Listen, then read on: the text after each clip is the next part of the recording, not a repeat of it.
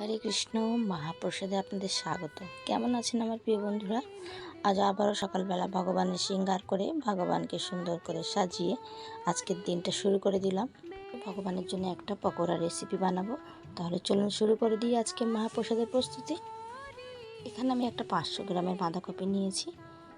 খুব ভালো করে ঝিরিঝিরি করে কুচিয়ে আমান্য করে এটা আমি এখন খুব ভালো করে ধুয়ে নেব এবং একটা স্ট্রেনারের মধ্যে এই জলগুলো ঝরতে দিয়ে দেবো। এই বাঁধাকপির পকোড়াটা খেতে খুবই সুস্বাদু হয় এবং খুবই মুচমুচে হয়। এটা ধোয়ার পরে এটার থেকে দেখুন কীরকম একটা বেগুনি রং ছেড়েছে। চিন্তা নেই, এতে রং দেওয়া নেই, এটা বাঁধাকপির নিজেরই রং।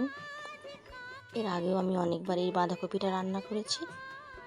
বাঁধাকপির জলটা ঝরে গেছে। এখন আমি এর মধ্যে দেব 150 গ্রাম সুজি, দেব 50 গ্রাম বেসন, দেব 3-4টে কাঁচা লঙ্কা, কালো জিরে, আর দেব অল্প সামান্য হিং, আর দেব স্বাদ মতো লবণ। এই সমস্ত উপকরণ দিয়ে খুব ভালো করে আমি মেখে নেব। লবণ দেওয়ার পরে বাঁধাকপি থেকে এমনি জল বেরিয়ে আসে।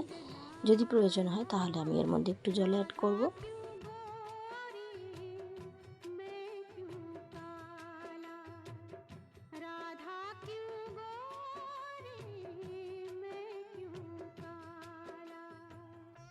ঠিক জবাব দিয়া যশোদা মাইয়া নে। সুজিটা দেওয়াতেই জলটা টেনে নিয়েছে, তাই এর মধ্যে অল্প সামান্য জল আমি অ্যাড করলাম। এখন 2-3টে কাঁচা লঙ্কা কুচি দিয়ে এটা আমি আর ভালো করে মেখে নেব। इसमें झूठ क्या है? जब देखो घूरती रहती हो मुझे। तुमने तो जादू डाला है मुझ पे। মাখামাখি প্রায় আমার শেষ। এবার তেল গরম করেছি, এই তেলের মধ্যে আমি পকোড়াগুলো ভেজে নেব। বাদামি করে আমি এটা মিডিয়াম লো ফ্লেমে ভেজে নেব।